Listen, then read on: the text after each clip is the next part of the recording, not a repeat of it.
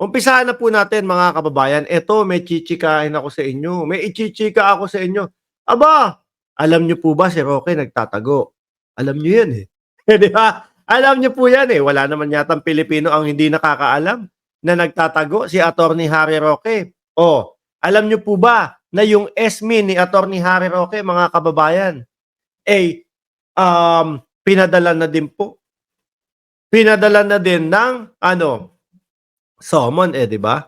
Pinapahanap na.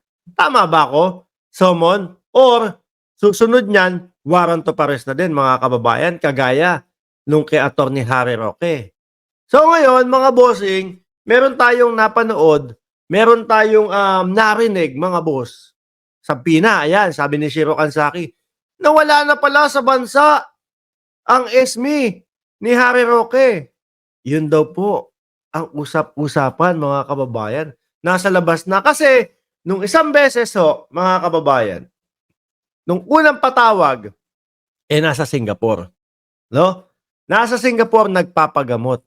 Siguro hindi na bumalik sa Pilipinas. No? Siguro tumuloy na. Doon muna magpalamig hanggat pinapahanap sila ng Quad Committee. Di ho ba? Nung nakaraan mga kababayan, sabi nila hindi kami makaka-attend eh.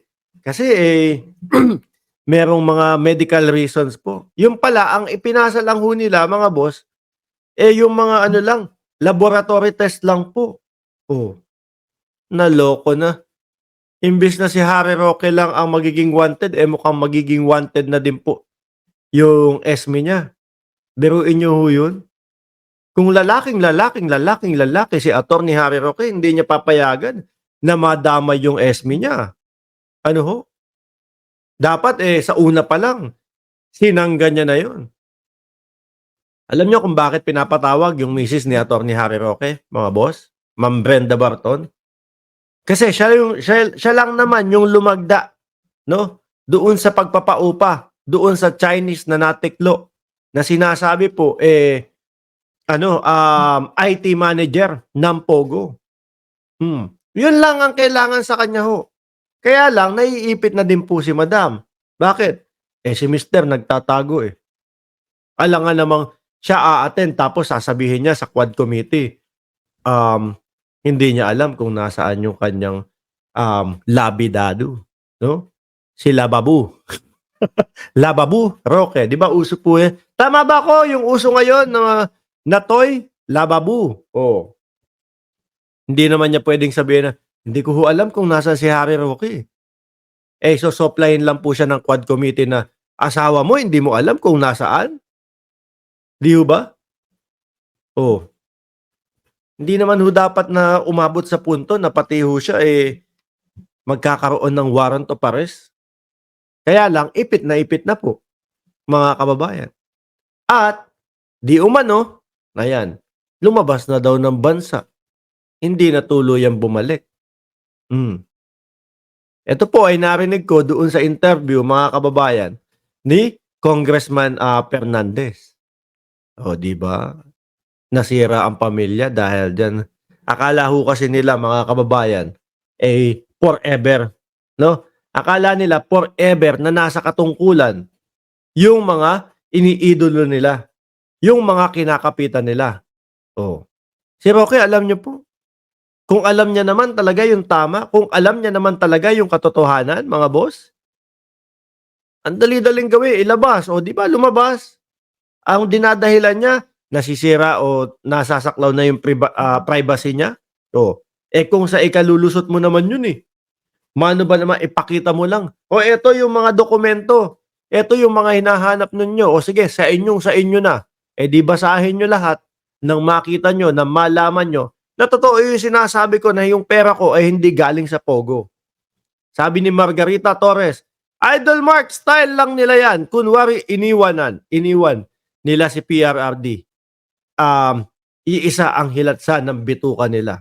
Oh, style nyo lang daw yun, Kunyari, iniwan na para sila sagip na. Grabe sila, no? Kawawa naman yung damatans. Ay, nako, Roque.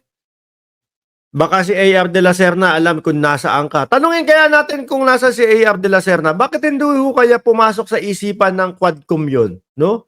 Naipain si A.R. de la Serna, mga kababayan. Tingin ko naman lalabas si Attorney Harry Roque kapag ka ipinain si A.R. de la Serna. Oh. Baka lalabas yan. Sasabihin, hawak namin ang inyong executive assistant. Oh, na favorite.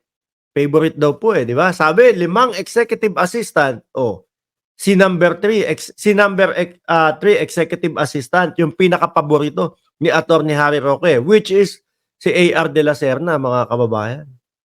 Diyos ko, ang dami nang nagaganap, ano? Alam nyo, mga kababayan, ang magiging ending lang po talaga nitong si Harry Roque, parang kibuloy lang po, mga bossing. Yung hindi pagsipot sa Senado at Kongreso, tapos susunod, korte naman po ang maglalabas ng warrant of arrest kasi ayaw ipagtanggol yung sarili. Tayo pa naman pong mga Pilipino, hindi lang tayong mga Pilipino. Buong mundo po, kapag kaganyan yung estilo mo, meron sa yung ipinapasagot, tapos ayaw mong sagutin, nagtatago ka, maituturing kang guilty. Iisipin namin, guilty ka. Baka ganun din ang isipin ng mga nasa gobyerno natin. Guilty si Roque, ayaw magpaliwanag. Sige, sampahan na ng kaso yan. Ayun. Kaso, ang problema mo, hindi ka kasing lakas ni Kibuloy. No? Kung si Kibuloy, mukhang Darth Vader nung hinuhuli, ikaw baka fat man. Hindi. Sabi, mas magandang si Shiro Kansaki. Sa tunnel na rin magtatago si Barney.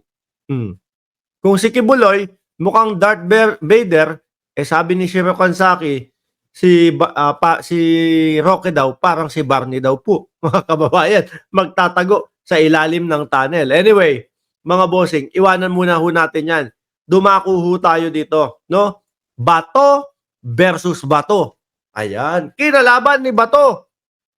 Yung kanyang mga statement. Bato versus Bato de la Rosa. Mga kababayan, Diyos ko po. Hindi na alam ni Bato kung ano sasabihin niya Basta kailangan makalusot. Nung dati ho, mga bossing, no? 2016. Ayan, November 18, 2016, ilang buwan pagkaumpisa po, no?